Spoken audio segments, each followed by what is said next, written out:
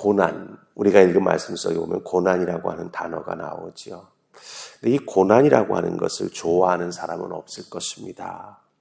더군다나 예수 그리스도를 믿고 구원받아 하나님의 자녀가 되었는데 은혜 가운데 축복받는 삶을 살아가기를 간절히 원하는데 하나님을 향한 믿음 때문에 우리가 고난을 당한다라고 한다면 사실은 고난 당한다라고 하는 것 자체가 우리에게 쉽게 이해가 되질 않을 것입니다.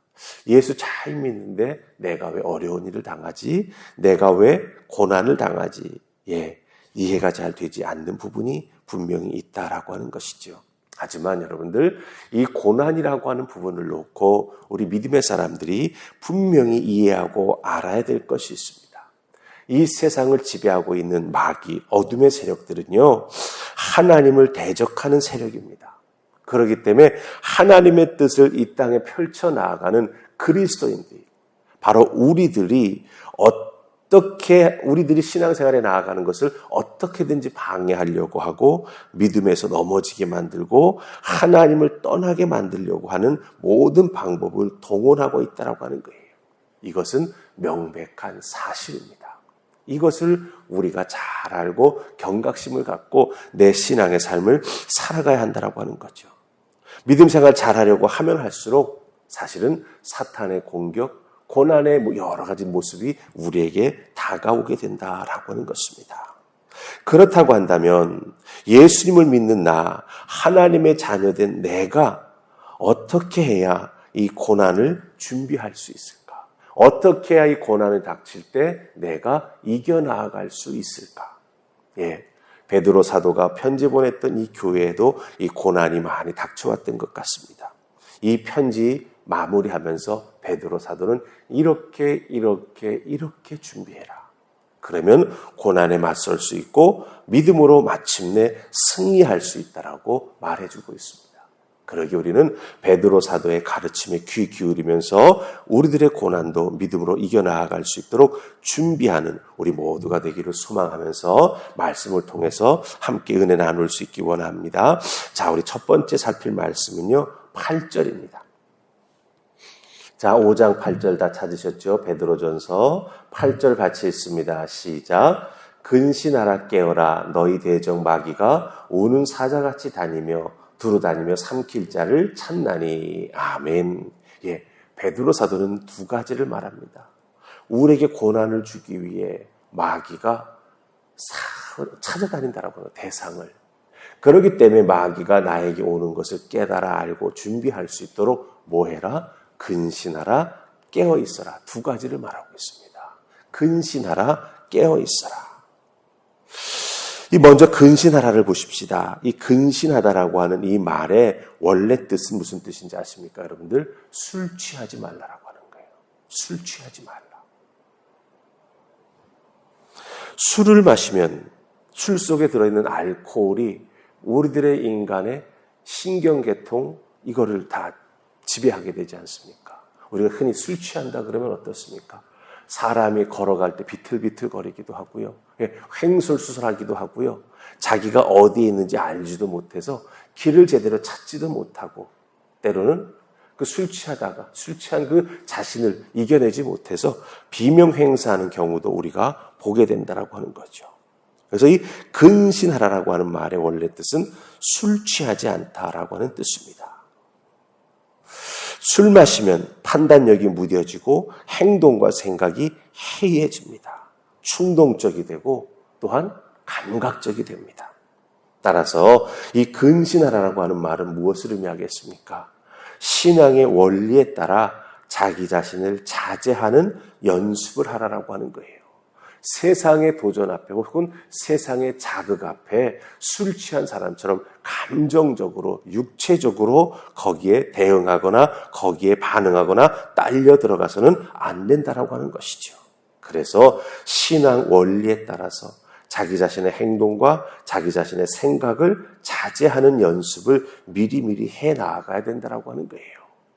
그럼 생각해 보십시다. 이 근신할 수 있는 신앙 원리에 따라 자기 자신을 자제하는 연습을 우리가 언제 할 수 있을까요?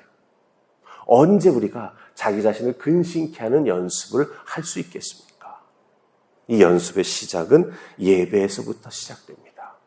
하나님을 찬양하면서 내 마음속에 있는 하나님을 향한 간절한 마음을 하나님 앞에 올려드리면서 말씀에 비추어 자기 자신의 부족하고 연약함을 깨달아 알고 하나님의 도우심을 구하며 나아가는 예배자로 신실하게 예배에 참여하게 될 때 이 근신하라고 하는 신앙의 원리를 우리가 제일 먼저 거기에서 실천해 나아갈 수 있게 된다고 하는 거죠.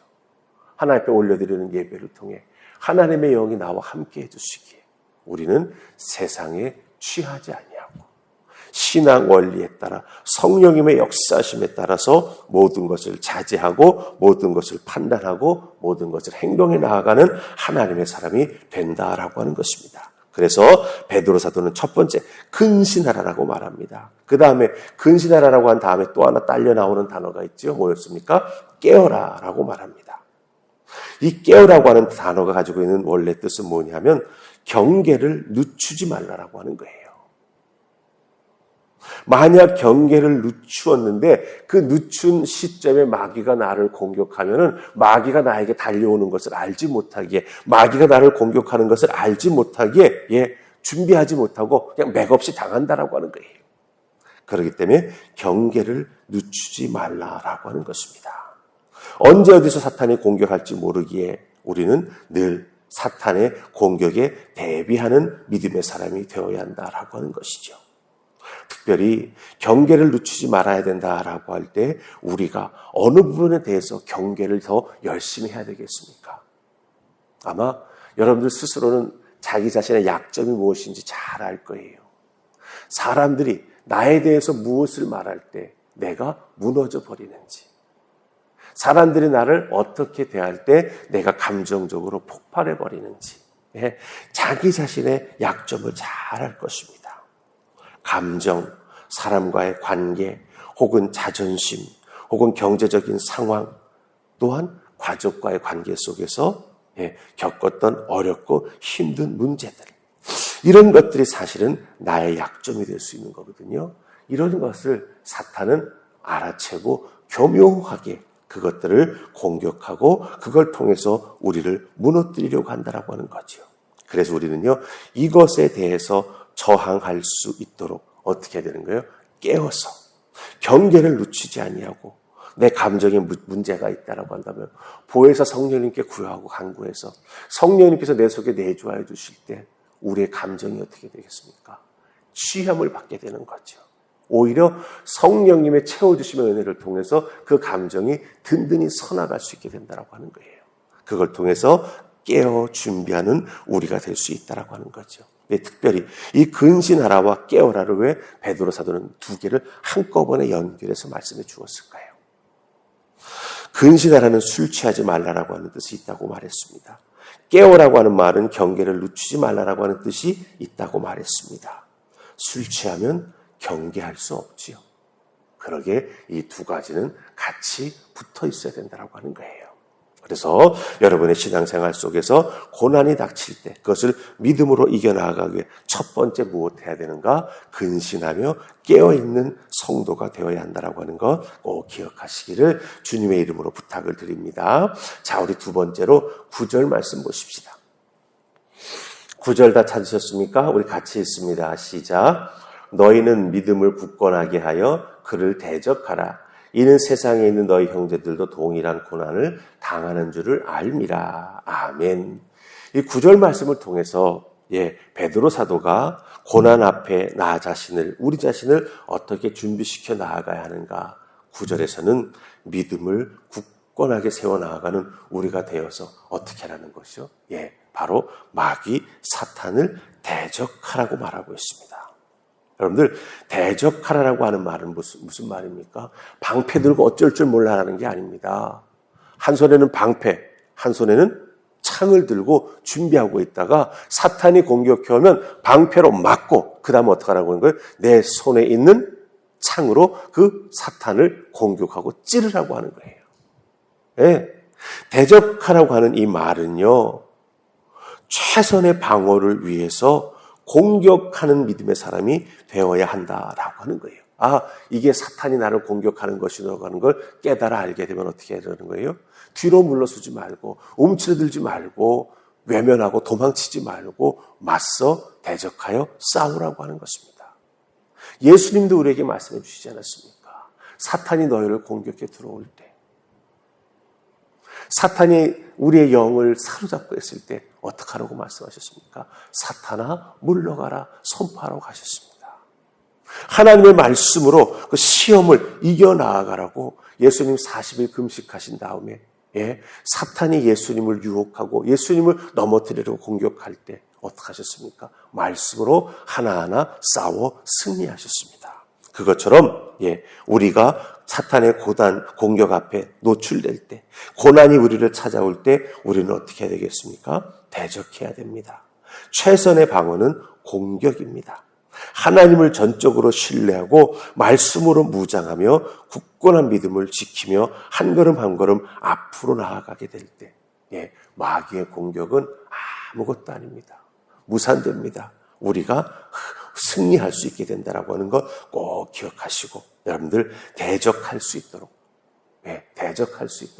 믿음의 방패와 말씀의 검을 꼭 준비하는 여러분 되시기를 주님의 이름으로 축복합니다. 이 모든 것의 결론으로 10절 말씀을 보십시다. 10절 다 찾으셨습니까? 우리 같이 읽습니다. 시작. 모든 은혜의 하나님 곧 그리스도 안에서 너희를 부르사 자기의 영원한 영광에 들어가게 하시니가 잠깐 고난을 당한 너희를 친히 온전하게 하시며 굳건하게 하시며 강하게 하시며 터를 견고하게 하시리라. 아멘. 사탄이 우리를 공격해 올 때, 고난 속에 우리가 빠지게 될 때 근신하고 깨어 있어야 되고 대적해야 됩니다. 그러면서 마지막 10절에서 베드로 사도가 여러 말을 하면서 우리에게 부탁하는 게 있죠. 특별히 우리가 10절 중반절 이하부터 보면은 잠깐 고난을 당한 너희를 친히 온전하게 하시며 굳건하게 하시며 강하게 하시며 터를 견고하게 하시리라. 누가? 우리가 믿는 하나님 예수 그리스도께서. 이 모든 것을 종합하면 한마디로 이렇게 말할 수 있습니다. 굳게 서라고 하는 거예요. 굳게 서라. 여러분들 오뚜기의 특징이 무엇입니까? 제일 밑에 무거운 무게추가 있기 때문에 어떤 방향으로 넘어져도 오뚜기는 벌떡벌떡 일어납니다. 무게추는 지구의 중심을 향해서 중력으로 작용하기 때문이죠. 이 굳게 서라라고 하는 말은 바로 그것입니다. 고난 속에서도 하나님의 은혜, 그 하나님의 은혜를 통해 굳게 서는 우리가 되어야 된다고 하는 거죠. 하나님의 은혜만이 우리를 굳게 세워줄 수 있다라고 하는 것입니다. 그래서 특별히 이 10절 제일 앞부분을 보면은요, 베드로 사도는 모든 은혜의 하나님 이런 표현을 하고 있습니다.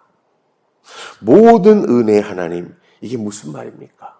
고난 중에도 하나님이 내게 베풀어 주신 은혜, 그 모든 은혜를 잊지 말고 기억하고 붙잡고 견디며 나아갈 때 마침내 승리하는 믿음의 사람이 될 수 있다고 하는 거예요. 그래서 은혜 위에 우리가 굳게 서서 나아가게 될 때 승리하는 하나님의 사람이 된다라고 하는 거 꼭 기억하시고, 여러분의 믿음 어디에 굳게 세워야 되겠습니까?